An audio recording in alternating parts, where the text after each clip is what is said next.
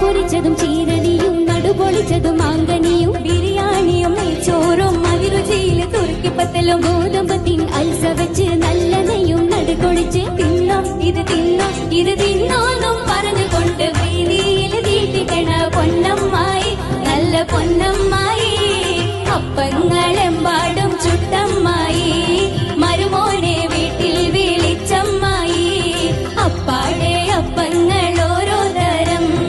അറയിൽ ചുമന്ന് വരുന്നമ്മായി